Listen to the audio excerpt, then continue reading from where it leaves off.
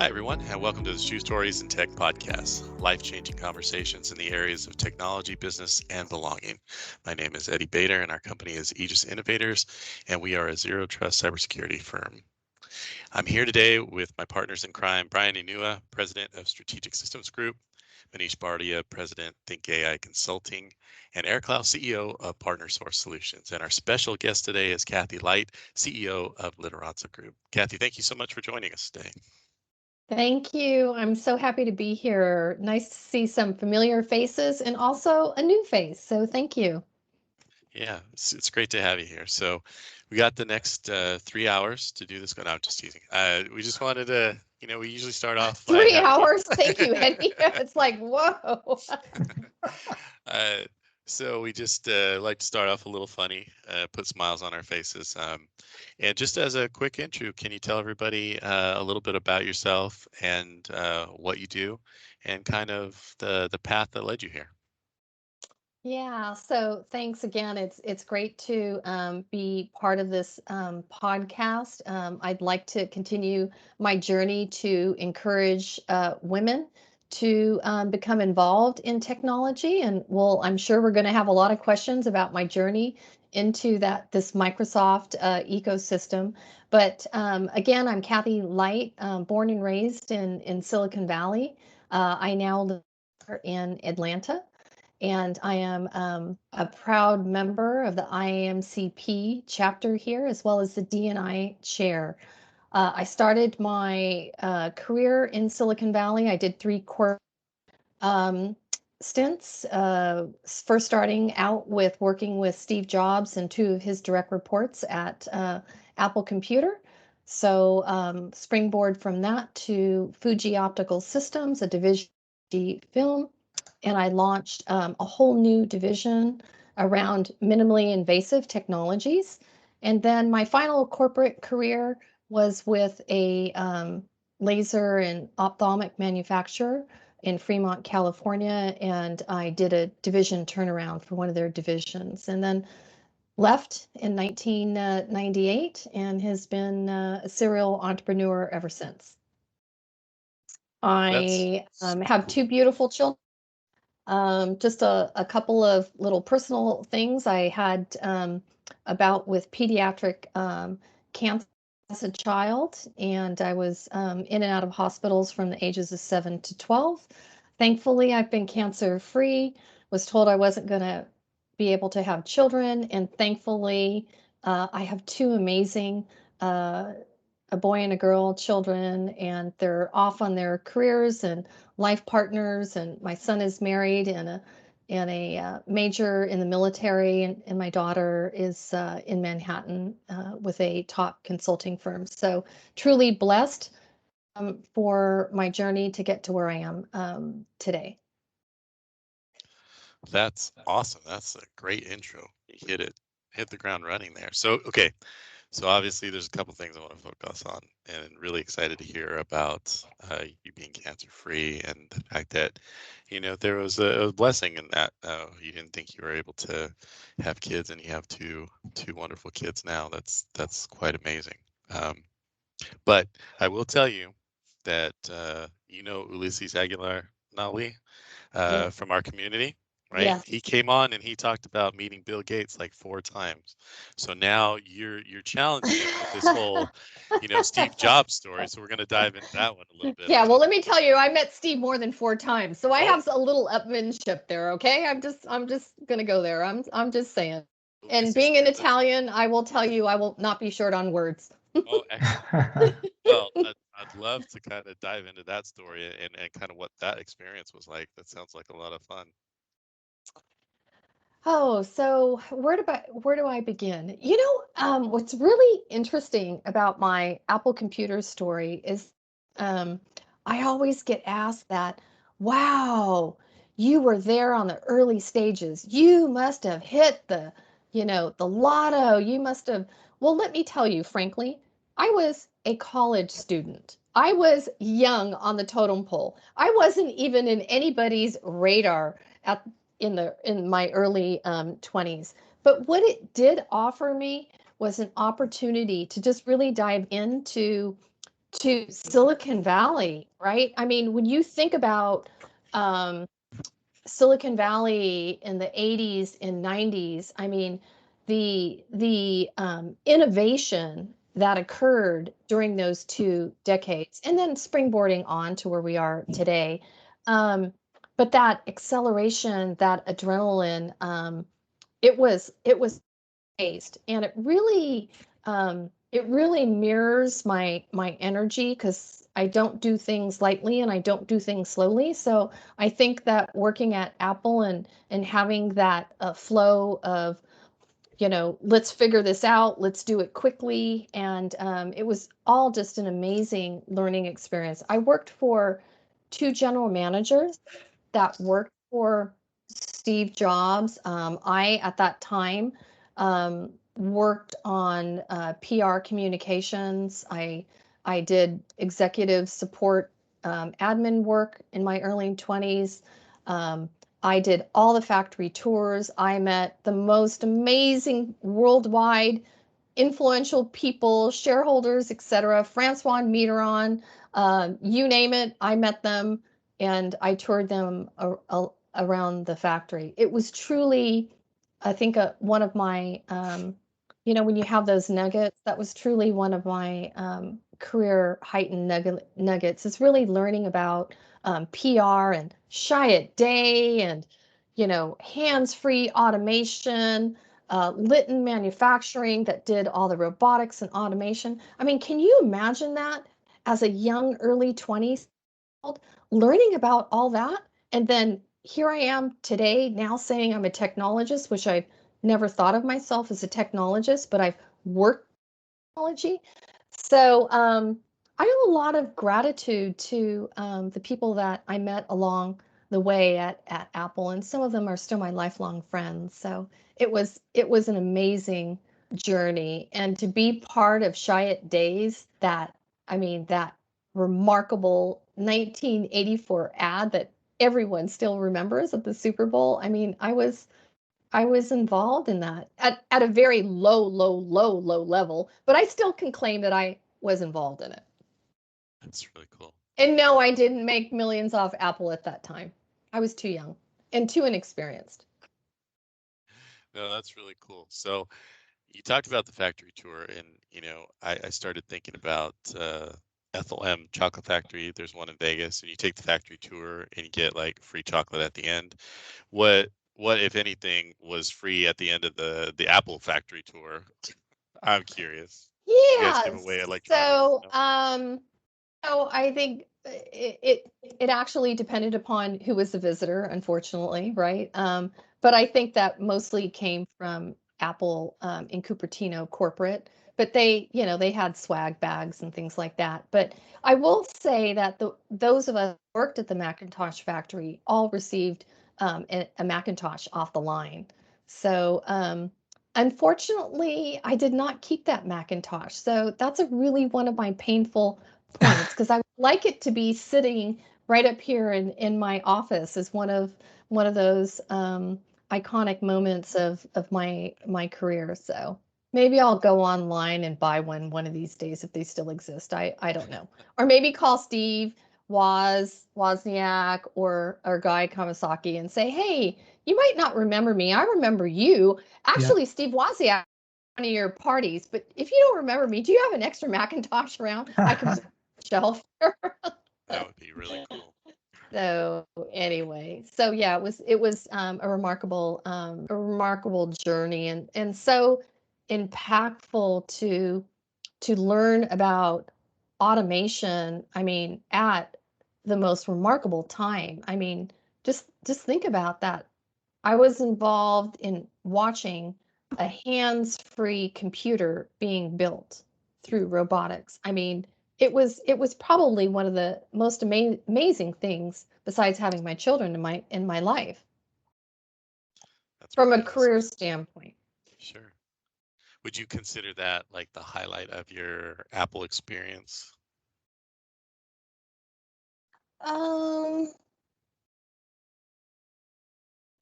I think the highlight of my Apple experience, because I get asked this question a lot because of where I am right now in my journey of really helping companies be better for a brighter world.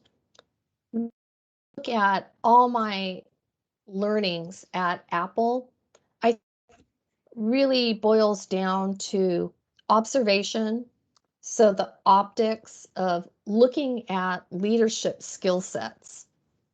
And I've always been focused on leadership. And I think I can thank Apple for that. Both the positives that I've learned in terms of teammanship and getting things done at accelerated speeds, um, all hands on deck, right? Alignment. I mean, tremendous, alignment. I'm one on alignment, which is part of my winningteamswin.com program, is really having teams come together and making sure that they're aligned. And so a lot of my learnings were systemic from, and I think it really centers around leadership because I was able to see, what I thought were good competencies and behaviors, so the skills and the behaviors, and what were not so good. And I'll leave out the names of that. Oh, that's wise. So I'll let I'll let I there's been many books written about that, so Kathy Light doesn't need to chime in on that. so I'm really interested in something here because where you find yourself now, um, championing inclusion and equity, especially in this industry where we have uh, a, maybe a lot of inequity, right? We don't have a Oh, lot of diverse representation. Can you talk about what you see in the industry now versus what you saw back then at Apple? And we always think of Apple as innovative, and they are. And I was wondering from a management perspective, from a culture perspective, how innovative were they at that time compared to where companies are now?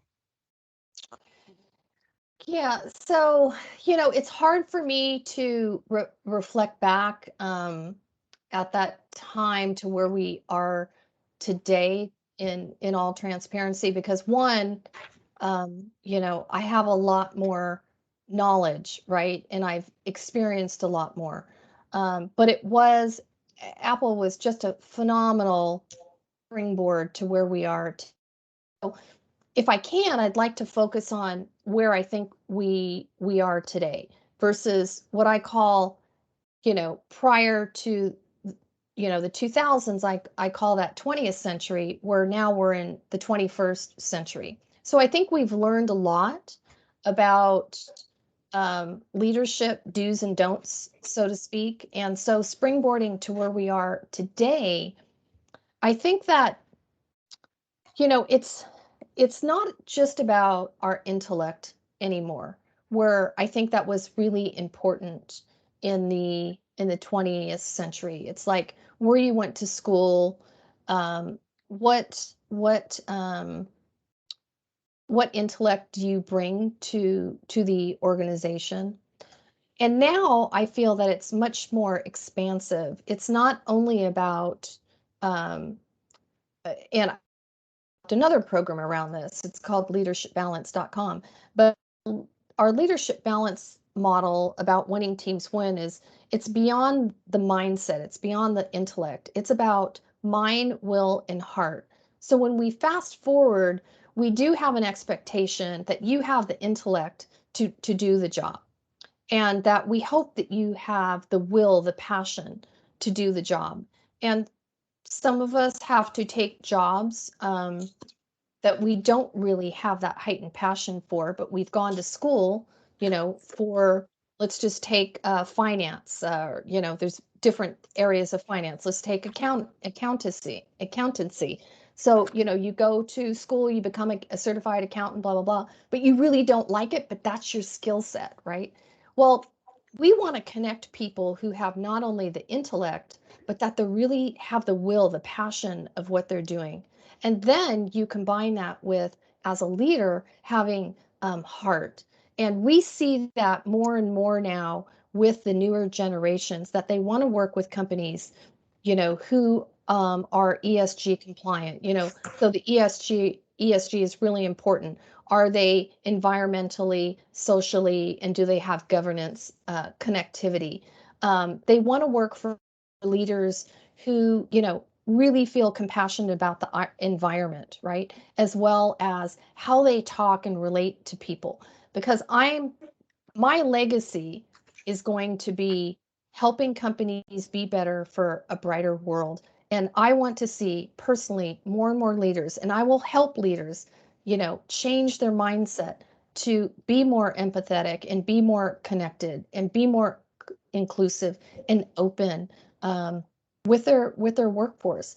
And I think that what we're seeing now, comparing 20th to 21st century, is we're seeing leadership finally being accountable, um, for their decision making, right? For their actions, and we're seeing a lot more pressure on leadership to take that more spirit and socialization, community involvement, etc. So I hope that answers your question. I hope I didn't go down, the wrong path, but I'm very um, intentional about not looking backward, looking forward in terms of, okay, we've learned a lot. We've learned a lot about the journeys of innovation, the journeys of leadership. So how can we continue to be better, for a brighter world? And so it really is about leadership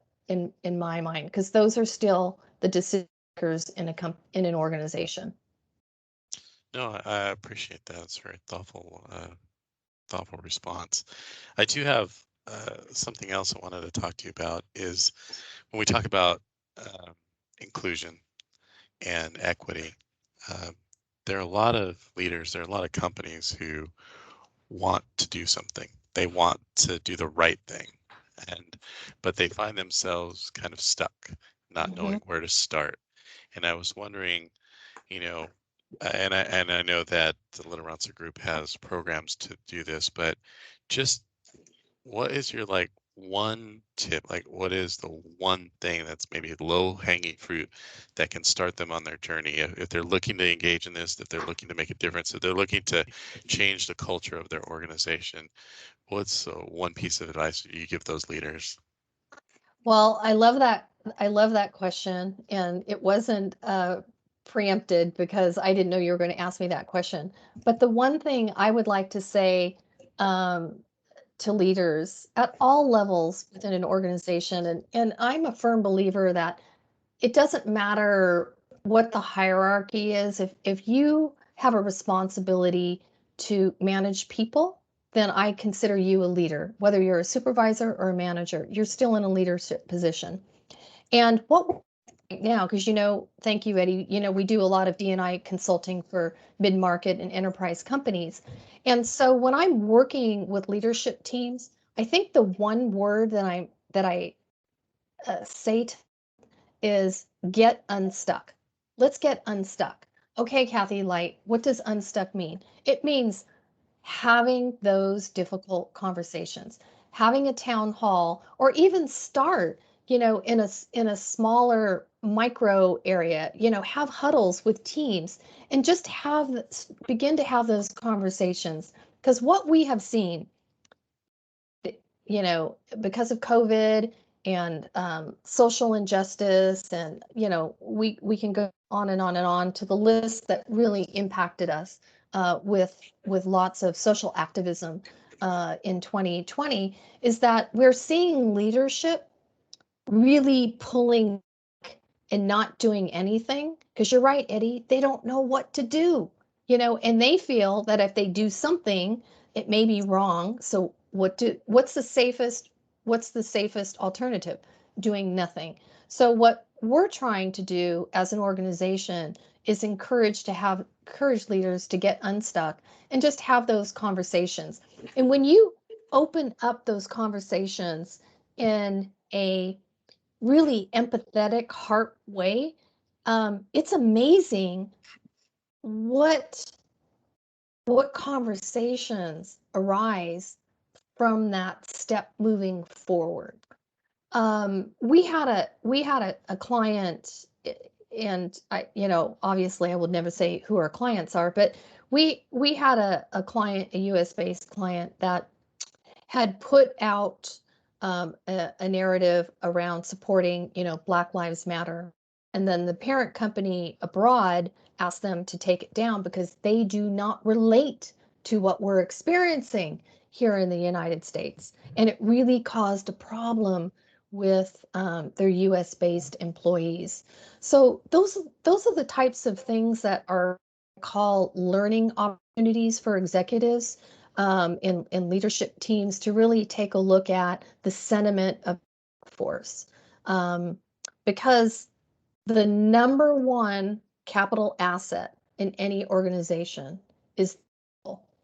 And there's a balance, right? There's always a balance. That's why we have leadership balance in one of my business units, that you're balancing the business objectives and you're also balancing the people objectives. And when leadership can bring those two in harmony, that's a super, super well-oiled, well organization. The reality, there's not a lot of them. That's the reality. So we all need to work together to create that kind of balance. But circling back to your specific question, Eddie, is really having leaders. It's just having uncomfortable conversations and really just getting unstuck. Because if we don't do nothing, that's the easy way out, right? So just having those conversations will really open up dialogue, even if you start in small huddles. What we're seeing is that employee resource groups that were advocates for this are really not working. We're working with a huge life science company and helping them implement their gender diversity network, which is kind of like the change from employee resource groups. But it's still I just don't think that there's one size, one fit solution for all companies. You just have to get involved, and every culture has its own unique way of operating, and just really learning what fuels the energy of your workforce. That's great advice. Thanks, Cathy. Cathy, I know we are talking current situation, but I do have a question related to your past experience with Apple, because knowing that you worked with Apple, I'm like still stuck in those glory days of Apple. Still it's great. But tell me, like you were mentioning about automation during 84 and that days, and still automation is the buzzword or the word which gets used. I want to understand how it was used that time. And second question is related because, like these words have so many different meaning. Any insight on how the company should communicate the ideas to their market? Because Yeah. Well, buzzword we have, but we cannot express better way. So any insight you have? well, again, I can only give you my perspective as a very, Sure. young person who was very inexperienced. It was like going to Disneyland, frankly, and through my eyes, right? And Yeah. it's like learning about Litton Corporation. One of the most automated, forward-thinking manufacturing companies in the world. Mhm. Um, I think what I saw, Manish, is that these these teams in this factory were so excited about the end result. And the end result was creating the most automated factory in the world and to produce a hands-free computer on a line. And so I was able to, take people on that whole tour and that whole journey. Mm-hmm. So, you know, I think they had, when you think back, we didn't have the policies and procedures that we do now, right? Right. So these were people just knowing how to communicate, how to have huddles. I mean, this factory, these people were there morning, noon, and night. Some of them, I mean, the deadline, there was vast deadlines, right? Um, you know, Probably some very unrealistic deadlines. And, Mm-hmm. when you think about, this was a just-in-time factory. So can you think about all the components and, you know, um, the supply chain that really isn't the supply chain that we have, so many decades forward. So I think it was just an amazing start of where we are today, if that makes sense. And Yeah, yeah. it was all hands on deck. There were not a lot of policies, procedures. Mm-hmm. Um, um, you know, Everyone wasn't involved. You know, but let me tell you, I'm not saying that there wasn't politics, right? Mm-hmm. But I'm just saying that from my lens as a young person, I Yeah. thought of this as Disneyland, really, and Right. looking at people and forks and products being on a conveyor belt into all these stacks. And then now, okay, now I see where the parallel is, and I didn't think about this before until you asked me this question. But look at where we are with Amazon now in their factories, Mm-hmm. right?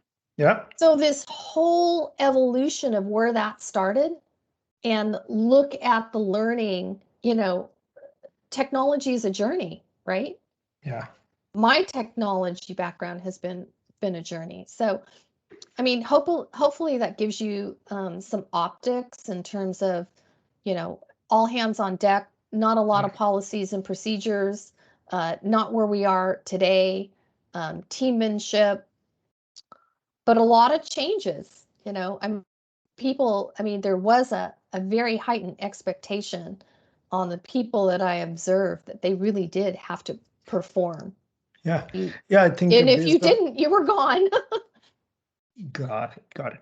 I think it does in the your talk, it is coming out as that, team matters, people matter, all hands on deck and passion, Hmm. plus the vision and innovation. If you have this combination, it's just a different set of scenario which you have seen, and gives me a clue that, if we are going to communicate, then we need to be passionate about that, and we need to have a good team doing all these things. So yeah, I got my answer.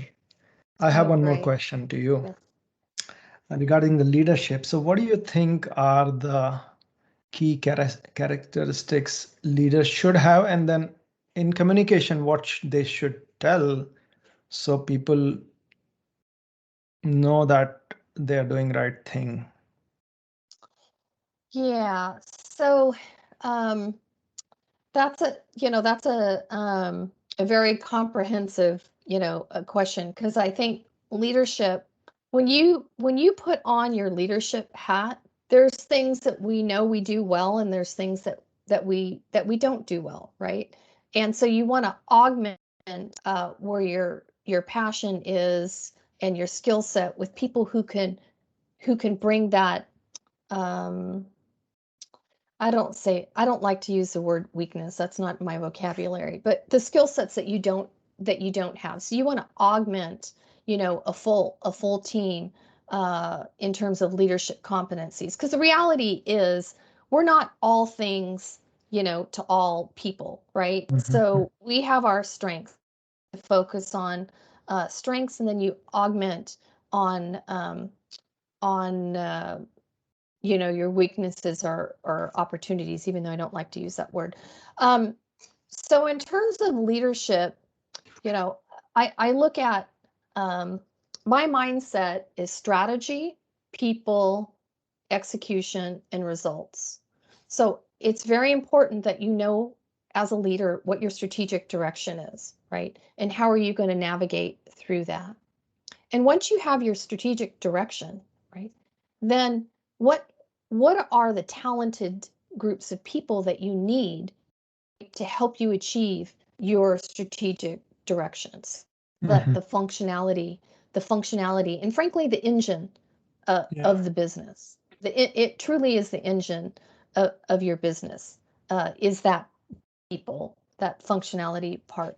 And then execution, you could have a great strategy, but if you don't have what you're all working towards, right, in terms of alignment, right, you're going to derail. And so alignment is a big word in my vocabulary in terms of leadership competencies. And then what results are you hoping to achieve? You know, I think it's really important that you establish, you know, what are those results? It's, it's not just about sales, but what are the margins, right? You know, what's your what profit goals are you're shooting, Mhm. shooting for? So it's like that engine. There's multiple parts of that engine. And I think, that's where I really like to play is around leadership competencies Mhm. and, Mhm. who you are, how you show up. Communication is key to me. It's not just communications, which I think a lot was in the 20th century, and we're getting better at inbound and processing. So, communications to me is three areas. It's outbound, it's processing, and then it's listening. So what is processing then? Means So absorbing. processing is being able to listen to what someone is saying and processing that communication. Yeah, got it. Okay. Yeah, no, that's good. Thank you. Because as leaders, your way, the highway, that's old school. It doesn't work anymore. Right. Oh, that's good. Thank you.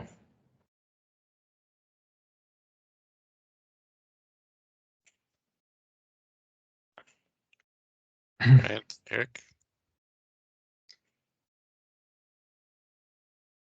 Looks like, yeah, Brian or Eric can go.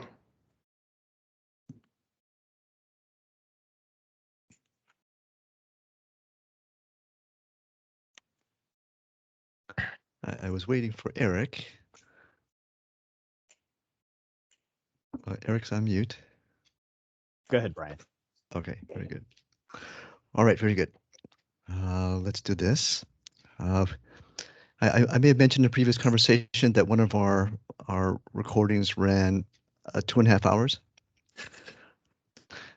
Maybe this one might not be a record, but I'm guessing that our conversation will go for a little while, longer than normal. Is that okay with you? Oh yeah, that's fine. Okay. I very good. had a bite to eat before we started, so that was good. Very good. Okay, I think you might need it. All right. So is that a good thing, Brian, or what? Are you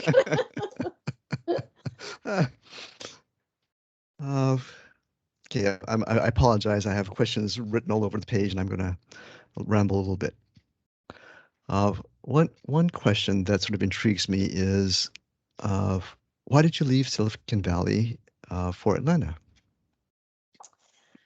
So I had a journey in between. So these were personal journeys. My husband at the time was offered a job with a startup in Boise, Idaho. So I actually was in Boise for 9 years before I moved to Atlanta. And so I've been here in Atlanta for, and I'm also, I think I'm saying it right, because when I moved to Boise, I wasn't saying Boise right, so I was corrected. So Boise, it's got to have the C in it.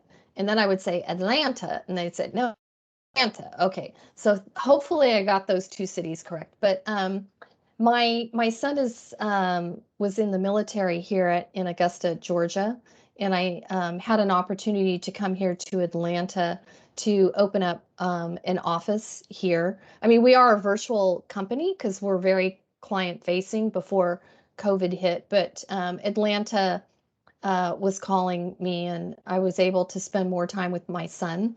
I saw him more in a year and a half than I did since his whole college days and in the ROTC, and then now um, bec- um, becoming quite the gentleman in the military. So anyway, I'm not supposed to talk about him, so I can't. So I won't. But he is he's doing well, and my daughter's here on the East Coast. So um, you know, the California family has moved to the south and to the east. So that's why I'm here.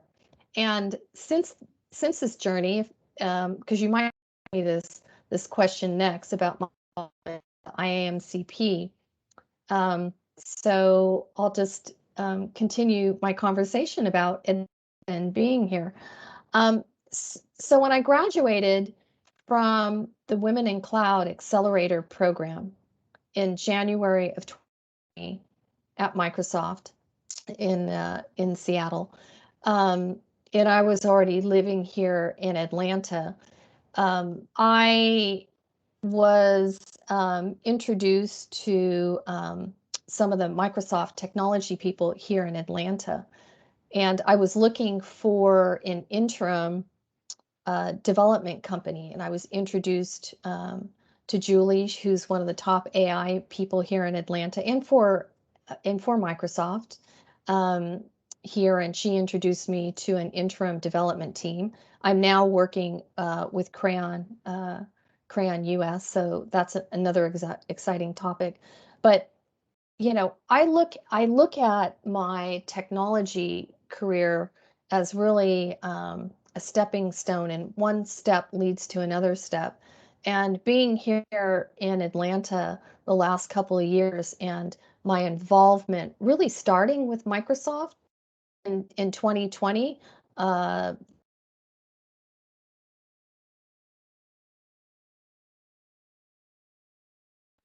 Oh no, that's a problem. Did we lose We Cathy? did. Freeze ray hit Atlanta. I think more than the freeze ray. Brian, you're muted. Yeah, she was dropping out earlier, bits and pieces. Yeah, we've had audio issues the whole time, or cutting out. Yeah. So, Yeah, it was cutting out. It is little I think she lost her choppy. her internet. I was going to ask her to disable whatever Facebook or whatever might be using bandwidth. if Or- if you it should probably helps. turn the video off. Yeah, I was gonna say shut off the video. That would probably be Oh, okay. Ah, Audio. Yeah, yeah, audio would be better. Yeah, turn just incoming. audio. Yeah, turn off incoming video. Mm-hmm. I don't know that it matters for us. I mean, I think, you know, it depends on what your bandwidth connection is, but here comes, oh, and now she's completely gone. Yeah. Okay, so she'll be back. Hopefully. If we can edit. We can warn Mahesh that we have. This is the break you wanted. Yeah, so Mahesh, thanks for all the editing that you're doing. This is going to be a little bit more than usual. Yeah. Word. Yeah, he'll- Manish, you're leaving at 5, you said? Yeah, yeah. Okay. Okay. What about All right. normal? Yeah. I can't necessarily go much later than 5:30, but if the conversation takes us there, I'll hang in for as long as I can. I mean, Okay. I think if we go to 5:30, I think we're fine. Yeah, that'll be a little bit That- over an hour. Yeah, it's certainly. I mean, Yeah. that's like an hour 15 right there. Yeah, so that'd be good for 2 parts. Yeah. That'll buy us a buffer. I think we need to do our next recordings all have to be, we have to kind of push for 2 apiece Yeah. because we got a lot of off weeks next month. So Yeah, Yeah. July. Yep. Yeah. So we stretch this one, for example, get us 2 episodes. There she likes. is. Kathy, what happened? Yay! you got hit with the internet. Oh boy, I was on a roll too. I know. Oh, We can try and pick up where you left off. Okay, great. So do Okay, you I just want have I have some notes, so Okay. we can maybe backtrack a little. So I think you mentioned a little bit about a dev team at Microsoft, Crayon US, and then I think you were about ready to talk about maybe something about Microsoft in 2020. Yeah, so since I moved here, it's been quite a stepping stone with my involvement with Microsoft. And Eddie has been wonderful with the IAMCP, inviting me, and Will here, who's our Atlanta chapter president, becoming D&I chair. So it's just been really amazing how, I believe in things happen for a reason, and it's just like everything like quickly happened, and it was like ebb and flow, and one step led to another step, and another step, and then here I am, talking to the four of you today on this podcast. So it's been a remarkable journey with Microsoft, and um, they're a portion of what we do in terms of, where our software program is powered by Microsoft and, Azure, which really got us started in this whole Microsoft ecosystem. And then the relationships that have been built have been, truly, truly amazing. And, I've had to get over, calling myself a technologist. And then some of you on this call and others in the Microsoft community said, you need to get over it, Cathy, because you are a technologist. You are running a software company, and you and you are doing this. So even though I grew up in Silicon Valley, and I worked in technology, I really never considered myself like a technologist. I really just consider myself having a vision, and then my team are really the technologists. Okay, that's really cool. I'm going to switch gears on you a little bit.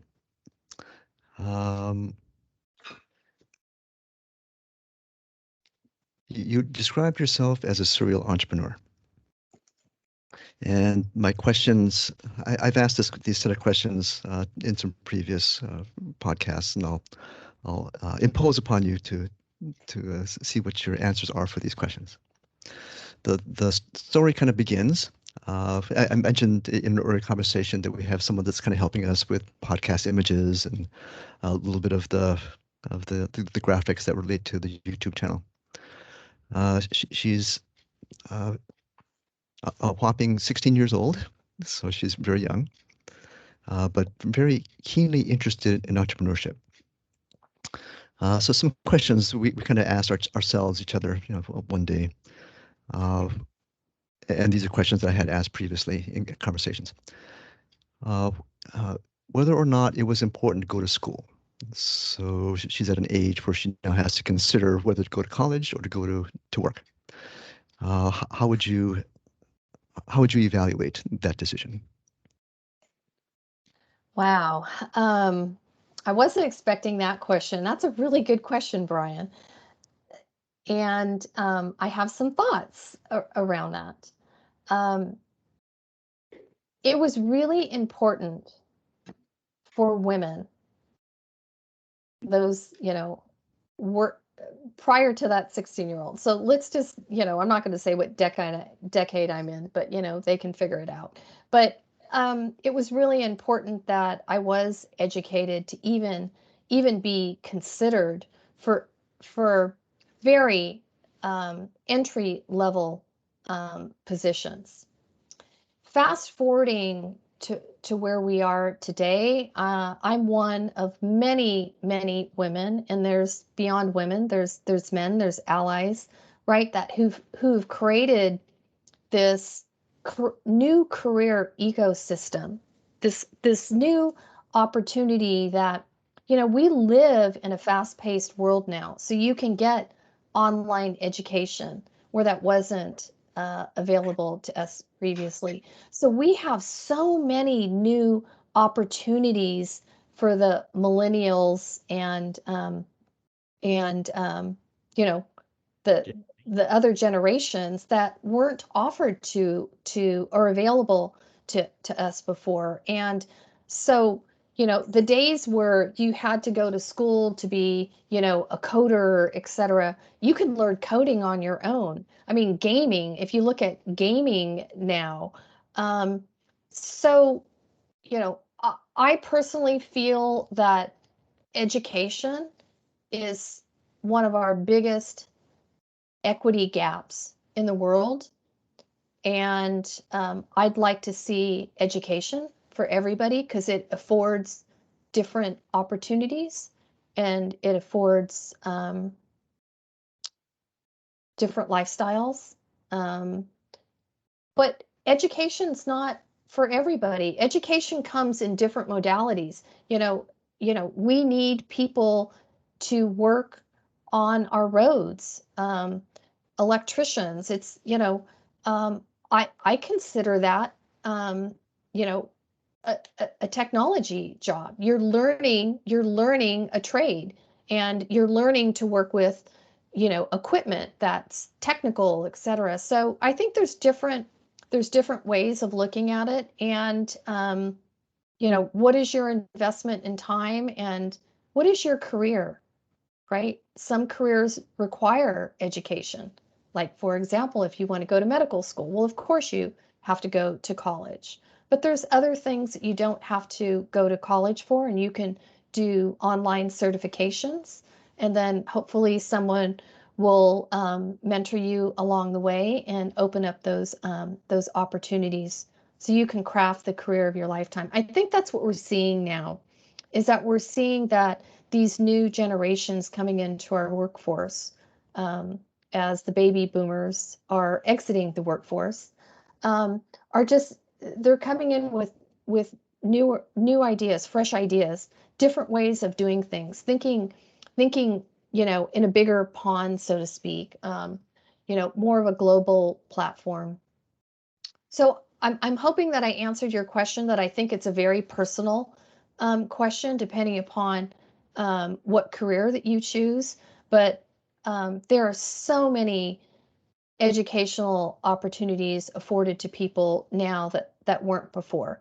But I also will say, having said that, we need to also focus on where I come in as with diversity, equity, and inclusion and belonging, is that we still have very underserved communities that don't have access, to computers, that don't have access to the, obviously the internet, and those opportunities need to be more afforded to them.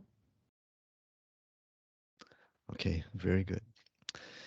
The second question that kind of rolls in this series has to do with working for someone else versus working for yourself. So there's arguments on both sides. For example, I spent quite a bit of time working for someone else before launching our consulting practice. I know some high school classmates who almost immediately went from high school into an entrepreneurial role, where they ended up running, in one case, a travel agency, and in the other case, a machine shop.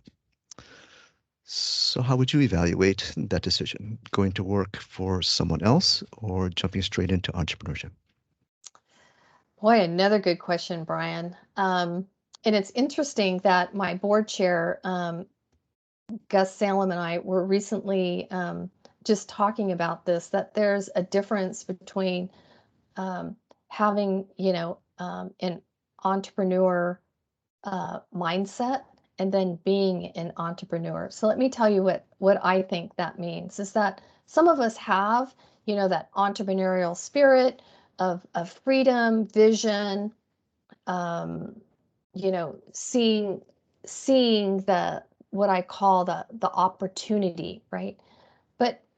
But to be an entrepreneur means that you have to wear a lot of hats, and mostly you have to be risk oriented. And my board chair, who is very talented, would say, Cathy, I have entrepreneurship experience, capabilities, skill set, but I don't consider myself an entrepreneur because I don't want to take the risks that you do. And it's really interesting because I never thought of it in those two different lenses. And I think that it's very easy for us to say, we don't like the person that we're working for, that, we want to go do our own thing.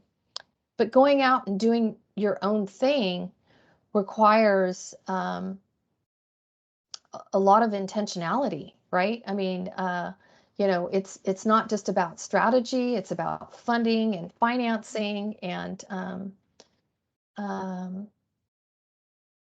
I like people on. I like to look for people on my team that have had some experience. Let me backtrack and give you a perfect example of my mindset. You have a corporate career, you're done, you want to become your own boss, you want to become a consultant. Well, in your corporate life, you have a company, right, that funds your marketing programs, that funds, your development programs, that funds. When you go off on your own and you become, a solo, what I call, let's start the first step, a solo entrepreneur, you're having to dive in to doing this all on your own. You're having to dive in on business strategy. Okay, what allocation are you going to have in outbound marketing to promote you, right?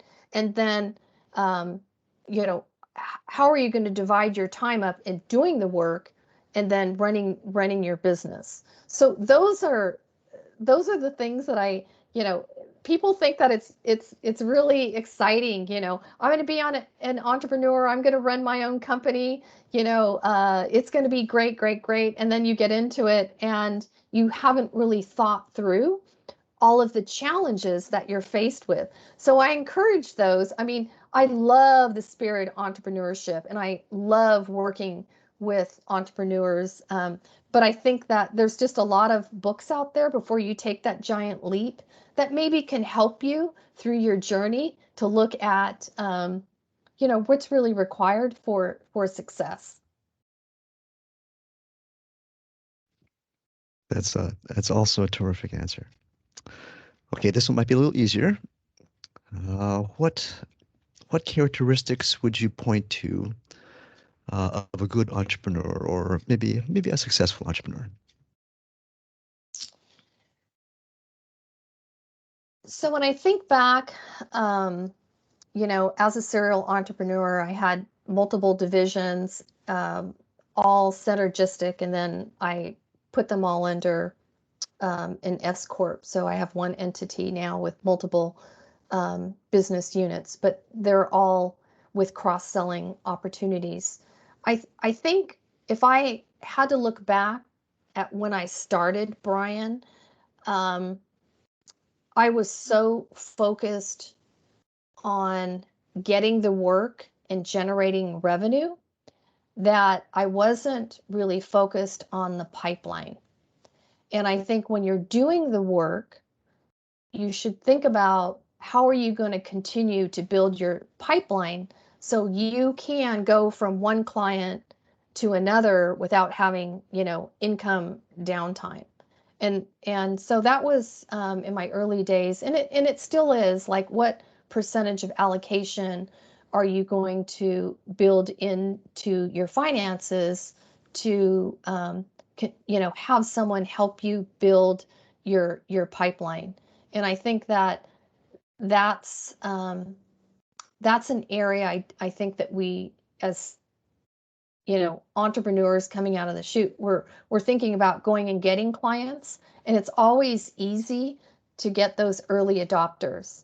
But friends, family, people who you've done work for. So what I call those early adoption connections in business. But then how do you continue to build that pipeline as you want to scale and grow? Okay, that's really good. I'm going to take presenter for a moment, so Mahesh will have to do a little bit of editing here. Let me see if I can show this to you. Can you see my screen Okay. Ah. Oh, that's so cute. The reason why I went to go look for this is because I have one of these in my closet. Oh, you do? All Do I right, get to so buy it from you? That's cute. Yeah. Yeah. I'll send it anyway if you're interested. Yeah. So actually, Steve and I and the whole Macintosh team, I'll have to find. We were all on the cover of a magazine when the Macintosh factory launched. So yeah, brings Okay. back very fond memories. Very fond memories. Oh, Brian, I can't believe you have that in your closet. I have How one in did my you get that? long story. It was for a Oh, project very specific to a client, oh, and that's so we used cute. it once and never used it again. Yeah. Well, thank you, We'll Cathy. have to have a sidebar conversation on that. Thank you for sharing that, Brian. Now you know I'm going to be thinking about it all night. How do I get my Macintosh back? All right, so Cathy, I'm going to chime in here now because I've got some questions, and I'm going to kind of dovetail off of some of what Brian was asking you there. So, and I have a bunch of questions, but let's start maybe here. For a lot of people who go down the entrepreneurial path, there's a light bulb moment. There's a something that says, I want to do this. Knowing that you're about to inflict some amount of pain on yourself, we realize that I want to do this. Was there a light bulb moment or trigger event or something that happened from a career standpoint for you that says, I want to go do this? Yes, a couple of things. One is that when I left corporate America, I really was done. I had two small children at the time that I wanted to spend more time with, and I was traveling a lot. I mean, every month around the world. And once the dental division got sold at Sunrise Technologies, and I thought it was time to do my own thing. And I just had this feeling that even if I was a solo entrepreneur, that I wanted to embark upon leadership. That I had experienced three really extraordinary company experiences and all the learnings that I had, and that I thought that that I had developed this confidence that I could go out on my own. And even if, again, if I was a solo entrepreneur, which I of course started out as a solo entrepreneur, but I had that confidence that, to me, experience matters when you're dealing with leadership teams. I think that they prefer to be around people who are guiding them in a journey who have been in their shoes before. So I started out, really being able to relate to them given my culmination of experiences. So one, I was ready to leave corporate America. I was ready to hang a shingle of, one person, me, Cathy Light, and then the rest has really become history. And one client led to another client. I did, have challenges like I just talked about, working in the business instead of on the business. So, that's evolved, being able to afford, a team now. But I just had that gut feeling that I was done with the corporate. I was just ready to do something different. So being an entrepreneur is never easy. I am curious what that journey was like for you. Has there been a point in time where you almost said, or maybe you did say, this is too hard, I can't do it, I'm gonna go back and just go get a job? And then if so, what got you to where you are today? Yeah, so I think that as entrepreneurs, we do have those moments, you know, when things are well, everything's great, and then you know, you have changes. You know, I brought on a partner, and then that didn't work out. So, you know, was I going to continue to go forward? And I did, because I had developed all these proprietary products when I left corporate to even where I am today. So, you know, I always had this drive, and if I needed to scale back to being a solo entrepreneur again, then I knew that I could do that. But I haven't wanted to do it, so I've been fortunate to keep driving and going and driving, and you know, lots of mentorship. You know, some of my dearest year-over-year clients have guided me through, like my board chair. So you know, it it's never easy, and even those that are not entrepreneurs and who are still in corporate, I mean, we're all having the same challenges, right? It's people, process, and execution. I mean, whether you're an entrepreneur or whether you're working for a company, we still have the same challenges. It's just the magnitude of those challenges.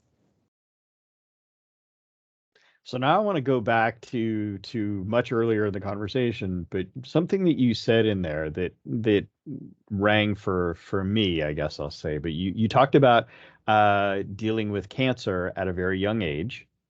I think you said you were between the ages of 7 and 12. 12. Okay. So I'm guessing that especially because none of us are kids here, that probably meant some extended period of time in a hospital. Mhm. I went through something similar. So I spent my 8th birthday in the, or sorry, my 9th birthday in the hospital. Uh-oh. So I've found other people that I've talked to who had similar experiences that that having those health issues at a young age like that changes you. And if you were young and especially in those days, spending time in a hospital, spending time in a hospital back then was not like it is today. You know, my parents didn't get to spend the nights with me. My brother and sister didn't get to visit me for months. And so you're left to yourself at a very young age, and I think that changes you. For me, I know Mhm. I always felt like I was 10 years older than the other kids that I grew up with, and I'm curious if you have some similar experience there, and does that in some way, shape, or form maybe contribute to that drive you were talking about? Yeah, I wasn't expecting that question, so I had a lot of reflections there. Um, I have spoken a lot to pediatric survivors of cancer, um, and trying to bring optimism, right? That you know, you can get through this. Um, you know, I don't not, you know, I don't want to turn this into a, a, a different direction, but there was a real life change for me through this experience. Because I was in and out of hospitals from the ages of 7 to 12. And I wasn't like the other kids that I went to grammar school with. I was, you know, I had thyroid cancer, and at a very young age, it was very rare. So I was always, my neck was bandaged up because of operations, and I couldn't go outside during recess to play with with my friends, right? I couldn't play, you know, the volleyball. I couldn't do any of that stuff. So I ended up going into the office and at recess and during lunchtime. And I'll never forget Vi Lawton, who was the the secretary, but really the administrator, and Mr. Bernard, the principal, and I would just answer the phone, and I learned how to type one finger at a time on those old-fashioned typewriters. But I look back at that as at the age of 7, 8, 9, I was watching how an educational organization operated. When someone got in trouble, they went into the principal's office. When Violet and Miss Lawton needed to answer something for a parent or a student, I watched that. I answered the phones. The nurses back then, they had their own areas in the back. So the nurses' stations, when nurses were on site at schools at that time. So while I felt different, I think that was also another stepping stone in my journey to leadership and as an organizational architect that, here again, I was watching, observing, and learning at an early age about how a little, school organization was run. And back then they had paddles, and Mr. Bernard, the principal, I could hear when someone went in his office, they got hit with the paddle, which no longer they could do. So again, I'm aging myself, but yeah. So I think that was an aha moment that, with adversity, what nuggets can you take from challenging times? Perfect. Thank you for that. That was great. So maybe we'll go a little easier direction now and talk a little bit about IAMCP, because you're relatively newer to IAMCP, but I'm always curious, what was your first experience with IAMCP, and how did you hear about IAMCP? So I heard of IAMCP. That's the easy, they're all easy answers to the IAMCP because I love this organization. I belong to a lot of different organizations, but my heart is really into this. And I think because I'm really involved in its journey around diversity, equity, and inclusion. But we'll get to that in a second. I think in terms of, when I became the graduate of Women in the Cloud Accelerator program, I was working, I'm here in Atlanta, and I'm working with Microsoft, meeting people at the Microsoft campus here in Atlanta, was introduced to Crayon at an accelerator, an AI presentation when we were on campus there at the Microsoft beautiful facility here. And then I attended a luncheon sponsored. Will Walker, who is our chapter chair here, sponsored that luncheon. And I was actually a guest. I wasn't even a member of the IAMCP at that time. And I was there with a colleague of mine, Medina Ali, and she brought me as a guest. And then there's that stepping stone again. One thing leads to another. And so I actually presented at that luncheon, and I was presenting our software program, DEI Dynamics. And so here I am today working with Eddie and Christopher Cost and Will Walker and the whole D&I, committee and trying to do good things. That's awesome, Cathy. And I'm curious, as part of IAMCP, one of the things we pride ourselves on is partnering, right? And working with other partners or people in the ecosystem to grow our business and develop in different ways. And it's not all about closing deals. It could be about how you handle org changes, how you develop, you go from, a $500,000 company to a $5 million company. There's all kinds of plateaus that you reach and different obstacles at every level of that journey. But in your experience so far, I was wondering, what does an ideal partnership look like to you? Wow, good question. I have had amazing conversations with people throughout all of IAMCP, and I think for me personally, I think there's two mindsets of a membership. One is the partner route, right? That how can I leverage um, partnership opportunities to build the business? And then there's this whole relationship lane, and then there's a get involved lane in the IAMCP. So I look at three different lanes. I, I think partnerships evolve once you establish the relationship.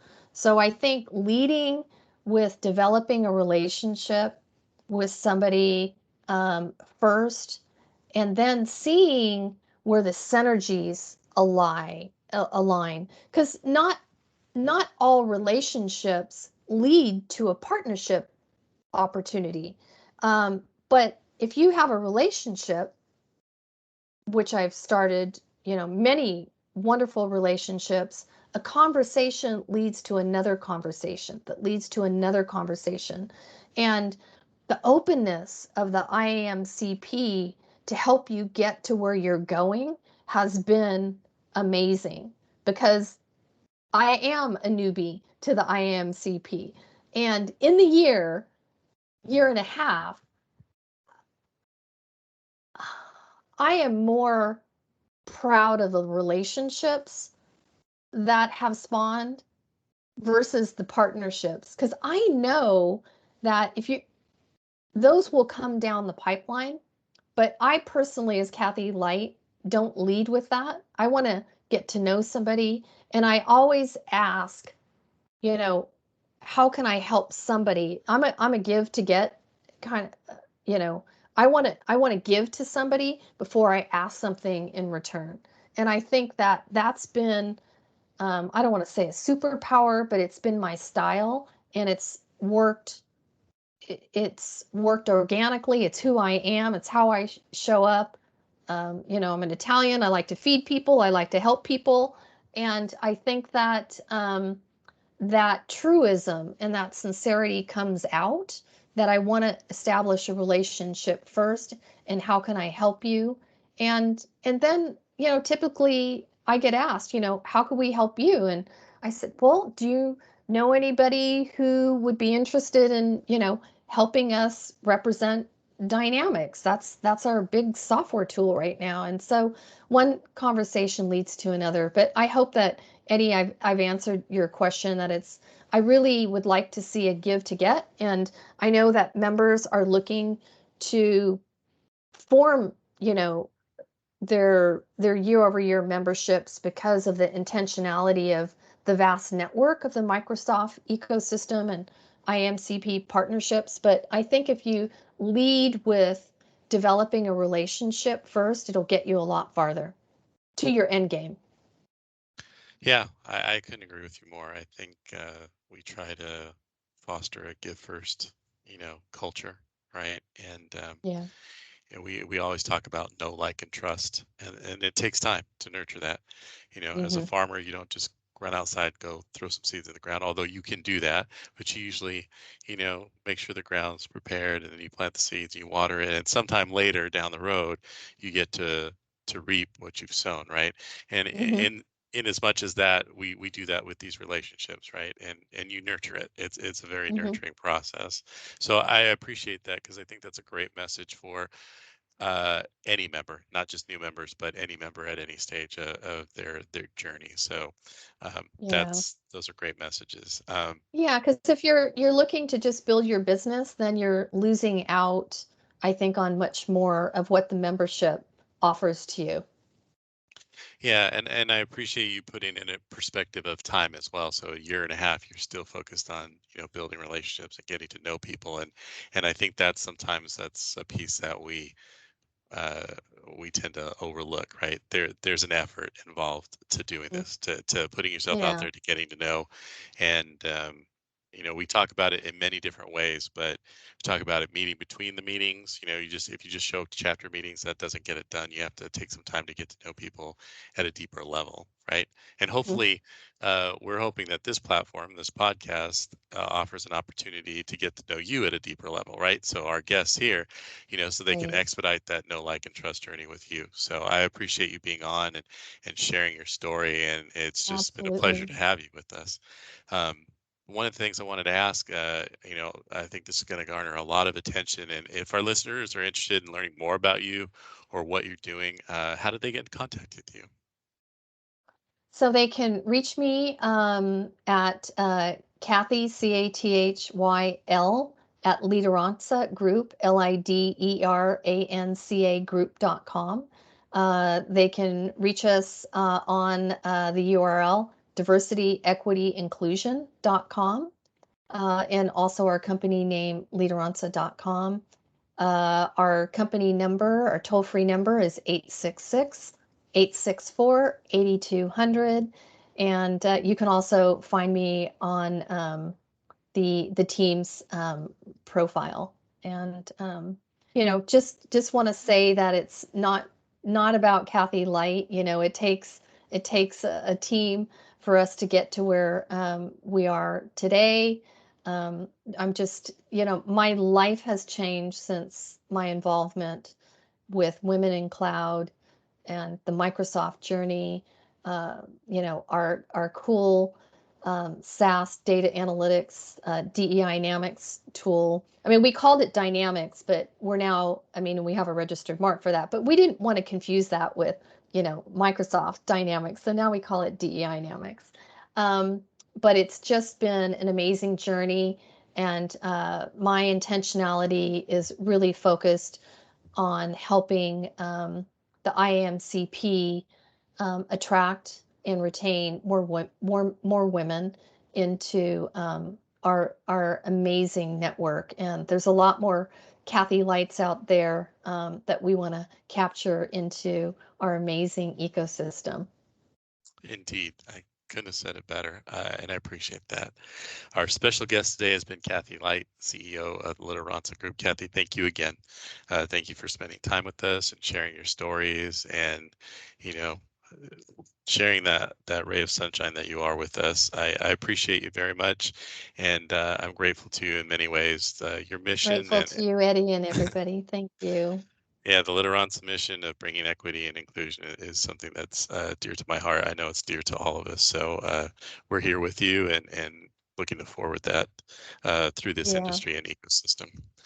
Thank So you. Thanks, everybody. It's been a pleasure.